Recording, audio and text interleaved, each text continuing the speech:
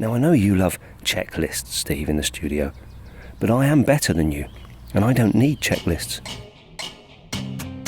Hello, and welcome to Sharp, the podcast where we help you get a little better at the stuff you have to do, so you can spend more time doing the stuff you want to do. So now, on with the episode. Are we recording?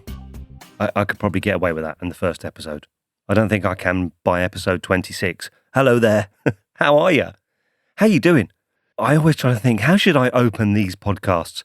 What should I say at the start that's interesting and gets your attention? I've got one line written down here to say, and I haven't even said it. I'm going to say it. Hello, welcome to episode 26. So how you doing? What have you been up to since the last episode? Have you been working on any stuff to help you get better? You might remember that last time we looked at positive attitudes. And if you've not heard that episode, I think it's probably one worth listening to. We explored whether having a positive attitude was always the right default position to have. And we suggested circumstances that might benefit from a more balanced approach. And if you didn't listen to it, then you should. But not now. Listen to this one first, then go back. We've had lots of great feedback since, and lots of people have been supporting that episode. In fact, there are loads of people that regularly support these episodes. I just want to very quickly say special thanks to Mel, Debbie, Mike, Carrie, and Guy, my voiceover buddies, who are always sharing and promoting the podcast. Thank you. To the people at Podden Family, hashtag Podden Family. I love the interaction that we have on Twitter, and there are far too many other podders. Is that a word, podders? Far too many podders to mention all of them, but people like the X and Y Show, the Unwritable Rant, the Yes But Why podcast, and the very funny Super PP Time. I find it very funny. If you just want to laugh at two guys trying to make each other laugh, that's well worth a listen. I love interacting with people on Twitter, Instagram, and Facebook as well. So if you're out there, say hi. Say hi back. I'm saying hi to you. Say hi back to me. And let me know who you are. Send us a tweet, a picture, or poke us on Facebook. Do they do that anymore? This episode is all about checklists. Right. So I will accept that it is not the sexiest of subjects. But I promise that if you want to get better at what you have to do, to spend more time doing what you want to do, then checklists are a pretty sharp tool to get you there. So let's dive in. Actually, literally. So why cover checklists? They're not exactly glamorous, are they? If I'm challenging conventional wisdom on being positive, that's one thing. If I'm giving you 9 great productivity tips, that might be obvious how they can help. But checklists? Well, my friend, I would recommend you not to overlook the power of this humble little tool.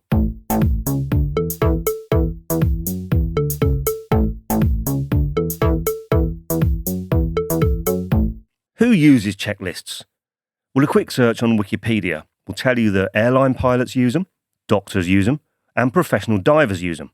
Now, those jobs, they've got a reputation, haven't they, for being, they're quite important, they're quite significant jobs. And I think that's probably because they carry a degree of risk. If you're an airline pilot and you make an error, well, people can die. And of course, the same can be said of a doctor. Professional diver, well, being underwater is not really a great place to find out that you've not checked how much oxygen is in your tank, is it? But what if you're not a doctor or a fighter pilot? Well, there is one thing that you, me, and an airline pilot have got in common. This thing weighs about 2.5 to 3 pounds, it sits in between your ears, and you're currently using it to listen to me. Now, the human brain is great at some things. It's great at working things out. It's great at finding patterns and spotting saber-toothed tigers in long grass at a medium to long distance. If it was only good at spotting them at a short distance, it's quite likely that neither you nor I would be here enjoying each other's company. But brains are not very good at remembering mundane stuff. If you need proof, I'll ask you a couple of questions. Have you ever worked really hard at coming up with a unique or a creative gift for a loved one's birthday or a special event, only to get it home and realise that you've got no sticky tape to wrap it up with? Or what about the last time that you got back from a supermarket trip and you're putting the shopping away and you've remembered that you should have bought batteries or beans or sticky tape? Now, we come up with solutions to cover up our brain's shortcomings. If you're a parent, have you ever made lunch for the family and then put it in front of the door so it's in the way that they've got to pick it up before they get out the front door, or put it in someone's school bag so they don't forget it? We write things like shopping lists because we don't have the capacity to remember everything that we need, even when we're standing right in front of it in the supermarket. And if all else fails, you can tie a knot in your hanky. Do people have hankies anymore? So, how come the same brain that can conceive of amazing things like the Mona Lisa, the Taj Mahal, or write great works of literature, can fail to remember that we need beans? Well, Psychology Today say that it's because things that have an emotion attached to them tend to stick, and we can retrieve them more easily. But whatever the reason, it's clear that when it comes to simple, mundane things, we need a little help. And whilst any individual item on a checklist might be mundane, missing one of them could be vital. On the 30th of October 1935, in an evaluation of the new Boeing 299 B-17 bomber, the aircraft was being flown by Major Ployer P. Hill and Lieutenant Donald Putt. After taxiing and taking off, the plane stalled, turned on one wing, and crashed into the tarmac. Major Hill was trapped in the wreckage. He was rescued, but he later died. And the cause of the crash? Unfamiliar with the plane, Major Hill hadn't released the elevator lock before takeoff. Eventually, what resulted was a pilot's checklist. Actually, 6 checklists were developed: before starting engines, during warm-up, before takeoff, during flight, before landing, and after landing. Now, it might seem obvious to create a checklist for something that's so important. But how do we relate that to something that's maybe got less consequence? Well, let's see what a checklist is actually doing. According to The Art of Manliness, yes, that is a real website, and yes, I do need to ask you to park judgment on their choice of name. Checklists do 4 things. Number 1, they verify that the necessary minimum gets done. So while our brains are focusing on the sexy stuff, the checklist ensures that we don't miss the stupid stuff. As we've just learned, it can be the stupid stuff that gets us into trouble if we miss it. Number 2, they free up mental RAM. So many people don't like the idea of a checklist. They feel it's constraining. But reality is the opposite. If you've got a great checklist, then you are free. I can't speak today. If you've got a great checklist, then you are free to focus on the sexy stuff, on the bits of the thing that you're doing that need your judgment and your focus. And at the same time, having a checklist stops you trying to remember not only what each step is, but also where you are in the process. Number 3, it instills discipline. Now, in the cockpit, discipline's important because you've got passengers' lives in your hands. So if discipline's important when you're doing something with severe consequences, surely it's also important when you're doing something that's less risky. And research shows that giving someone a checklist for a task increases his or her chances of completing it. Number 4, you save time. So you may think that it adds time to do a checklist and you just want to get on with the stuff, don't you? And you're right if you're only doing something as a one-off. But with regular activities, a good checklist not only helps you get through the task quicker, but it prevents mistakes, which of course they can add a huge amount of time for you to then go and fix. After all, if you still need sellotape, other sticky products are available, you're going to have to get in the car and go back to the store and buy it. Alternatively, you could wrap that gift with gaffer tape, but I promise you it won't go down very well. There's a bloke called Atul Gawande. I hope I've pronounced your name well, sir, if you're listening. And he's a surgeon in Boston, and he's written on medicine and public health for the New Yorker and Slate. And in 2009, he wrote a book called The Checklist Manifesto. Now, this was a piece of work on how implementing checklists in medicine has saved lives. Here's Atul from the TED stage on why it's tricky to get surgeons to work on a checklist. And have a listen to see if there are similar examples here on why you might resist using one. And that brings us to skill number 3, the ability to implement this, to get colleagues across the entire chain to actually do these things. And it's been slow to spread. This is not yet our norm in surgery, let alone making checklists to go on to childbirth and other areas. There's a deep resistance because using these tools forces us to confront that we're not a system, forces us to behave with a different set of values. Just using a checklist requires you to embrace different values from ones we've had, like humility,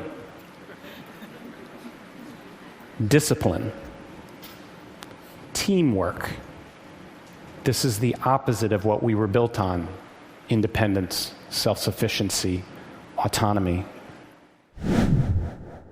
That's a really interesting video, not least because the lives that they've saved as a direct result of having simple things on the surgeon's checklist are quite significant. Of course, I'll put a link to it in the show notes. And I'll also put a link to the book. So you can see that the natural qualities of surgeons, they're skillful people with expertise, it causes them to resist a checklist. You can feel like you're above it, like you don't need something so simple. But if you know how your brain works, and you know how you can forget things, and you know that you'd like to do some things with less stress or faster or more efficiently, then having a look at a checklist could be a great solution. In the next section, we'll have a look at where you can use a checklist which can really help. But first, yes, it's time. Here's this week's report. He's an idiot. Why do we even bother? Hi Steve, it's Steve in the field here. As you know, I'm quite into photography, and I'm often out and about with my camera bag and my gear. Today, I'm out in the forest in Hampshire. It's an early morning and I'm looking for that perfect sunrise picture. I'm being really quiet because there's loads of wildlife around, and often you see deer or badgers and all sorts here early in the morning. Now I know you love checklists, Steve, in the studio, but I am better than you, and I don't need checklists. You see, I always keep my camera gear bag packed, ready, so at a moment's notice I can just grab it and go. Oh, hang on a minute. What's that? Oh, what an amazing sight. A family of deer are just walking across in the distance, and they're right against the glowing sunrise. Hang on, Steve, I've got to get this. I think I'll use the 600mm telephoto. Let's just grab my camera body, swap the lenses over. Manual, I think, because of the sun. I might bracket the exposure, so I'll have to take a few shots. Okay, perfect composition. And just squeeze the shutter button. Oh, hang on. What's this? No storage space. What? Oh, damn, my SD card's full. Quick, what can I delete? No, not that one. No, I can't delete any of these either. I've not downloaded them yet. Oh, quick, they're walking off. Let me go back a few. No, that's my sister's baby. She'll kill me if I delete that one. Okay, all right, here's some test shots of a street scene. I'm not going to use them, right? Delete. Yeah, that's rubbish. I'm going to need a few spaces so I can bracket the exposure. Delete. Right, okay, here we go. Right, let's compose. Oh, they've gone. Oh, it's too late. They've walked off.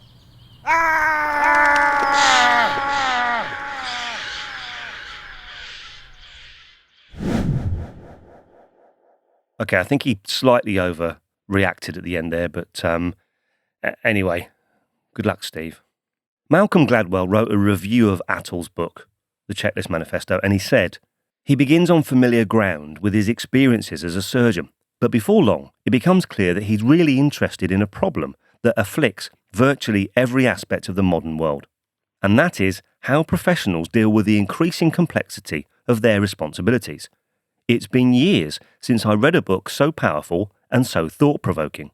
Now, Malcolm Gladwell's not someone that, in my view, is easily impressed, so I think there's something in this. As you know, in this podcast, we only share things that have got independent verification or things I can talk about from personal experience, and checklists is one that's got both. In fact, I use a checklist for the podcast. You know, it might just sound like a bit of a chat and there's some music, but actually, there are 44 steps to producing and publishing each episode. And not only does a checklist ensure that I don't miss anything, but it also helps me keep track of what bits I've done, because if I'm doing an episode over a period of time, I can get straight into it without having to waste time trying to remember where I was. Oh, and this bit is step 8, record studio work. Now, there are key steps in there, things like check that we're recording, check the batteries on the portable recorder if I'm out and about, switch the lav mic off after using it so the batteries don't run down. And these are the potential showstoppers. Your checklist can consist of just the showstoppers, the stupid things, you know, the things that if you forget, well, You end up looking stupid. Travel, this is another personal favourite. Now, sometimes I'm away with work for a night or two during the week. Now, if I'm going away, that usually means I'm up early on the day that I'm travelling, and often it comes after a late night the day before. Now, being away from home is stressful. You've got to travel somewhere, you've got to think about where you're going to eat, you've got to take stuff, and all of this over and above doing a full day's work. My travel checklist is my lifesaver. I've got a 1 night and a 2 night checklist, and I can prepare in 5 minutes flat the night before, and 5 more minutes the day of travelling with the final items. No stress, no time thinking about what I need, and no late night excursions to find a 24-hour supermarket because I've discovered I've forgotten my toothpaste. And I'm sure we've all been there. Now, you can do this 2 ways. The first option is to just list the showstoppers, the things that you often forget. So on this list, it's my phone charger, it's the shaver, charged toothbrush, spare socks. They're all in there. But I go further and I list everything I'm taking. And that saves me time trying to work out whether I'll need a change of clothes for the evening. And it also reduces temptation to take more than I need just in case. Now again, it sounds anal, but once it's set up, it is tick, tick, tick. And that means I can get more sleep, I don't need to fret whilst I'm trying to work, and I can arrive at my location with a minimum of fuss and settle quickly. Now, whether you want to do things faster, whether you want to do them to a higher standard, or you just want to do them with less drain on your brain, there's loads of things you can improve with a checklist. Here's a few ideas. Cleaning routines. Hit each room once, do the minimum, and get back to something more interesting. A morning checklist for your morning routine or stuff for your workday, or a kids checklist for getting everything ready to pack them off to school. You might remember the science trip letter from a previous episode. Christmas Day. Yeah? Have a list of timings or a list of actions that you want to do in the run-up to Christmas Day. If you're a photographer or a filmmaker, as opposed to being a bumbling idiot like Steve in the field, having a checklist not only for the equipment, but also for things like charged batteries or cleaning equipment or spares and so on. Holidays, now, they can be about a packing list or they can be tasks that you want to complete before you go. I was going to put cancel the milk on here, but I think I'm showing my age a bit. You get the idea. First aid kits, always needed at entirely the worst time for you to go to the shops. Entertaining, so if you're having a party, you want to enjoy it. So let the checklist take the strain and you'll be able to relax more easily. Finances, not much fun, but reminders of when the tax needs paying, the insurance needs updating and so on. Networking, so if you're meeting new people and that's important to you or your career, then following up is also really important. Why not create a checklist to prompt you to do things like connect on social media or follow up with a call, and most importantly, check in again in a few months' time, because that's the bit that most people forget. What about if you produce a blog or some sort of online content? There's plenty of stuff to think about there. Your outline, your title, the first draft, revisions, imagery. I've got my own checklist for the imagery for the podcast because there's 3 different sizes for each episode. One for YouTube, one for Instagram, and one for the webpage. And then there's another version for the one that has the video snip on it. So that's a little checklist routine in its own. But if you're blogging, you've also got to think about publishing, social media, and so on. So again, invest a little time in the checklist and you'll never miss a vital step again. And there's plenty of ways that you can construct your checklist. If you want to keep it simple, just write them on a bit of paper or in a diary or a notebook if you like writing stuff down. You can use Excel or Word if you want electronic versions. And if you want to use your device, well, there's loads of choice. My 3 favourite are Evernote, which I use for my travel checklist. And the great thing about Evernote is you can create your list, put check boxes in, and then it's permanently there. For my podcast checklist, I use Nozbe. With Nozbe, you can make a template which sets out the steps, and then you create what's called a project from the template. And as you complete each step, it disappears. And this is a great way of keeping your next action always at the top of the list. That's good if you're completing each step over a period of time. And finally, Wunderlist is great. You can have dedicated lists for different things, and like Nozbe, each step disappears as you complete it. And then once you've done your list, you can look at all the completed stuff and make them all live again, ready for the next time. The beauty of Wunderlist is you can add things to your checklist, and different people can update the list remotely. Like the other day, when I was in the supermarket, and Lisa remembered that we needed bananas, but she was somewhere else, it just appeared on the list like magic. The key thing for making these work is keep it practical. If the checklist isn't working, don't give up, but revise what you're doing with it. And if needed, take things off the list if it's becoming too cumbersome. Kichi is not a word. Keep each step a clear action. So don't just put ironing on your travel checklist, but specify what you need to iron. Now remember, these checklists are not a how-to guide. They're key things that you must do when you're carrying out a repeated activity, and it'll only work for you if they're simple, clear, and reliable enough for you to use when you need them. When you're in a rush or when you're tired, that's when they really come into their own. If you're really serious, you can look at Atul's guide for creating effective checklists. I'll put a link in the show notes. Or if you want to just dive in and crack on, just write it on a bit of paper and get going. Don't let complexity get in the way of making your life more straightforward. Hopefully this has got you thinking. I'd love to hear what you're using checklists for. And share checklists that you've produced. You can either send them to me by social media or direct message, or if you give me an email address in the leave a reply section, which is at the top of any episode on the website, I'll share them back with our listeners. And if you've got any comments on any episode, that's a great place to leave them. So it's at the top on the website. You can click the leave a reply bit and then put your comments in, as long as you're nice. So, the humble checklist. Figuratively, they can be lifesavers if you use them effectively. Or, if you're listening to this podcast on an airplane right now, or you travelled by air last week or last night, it's just possible they may have literally saved your life.